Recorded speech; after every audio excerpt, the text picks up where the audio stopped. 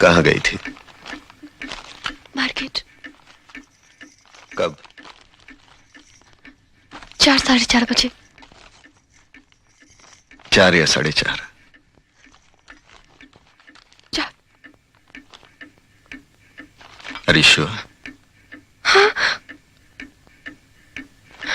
6 बजने में 5 मिनट है, तकरीबन 2 घंटे हुए हैं। इतनी देर लगती है?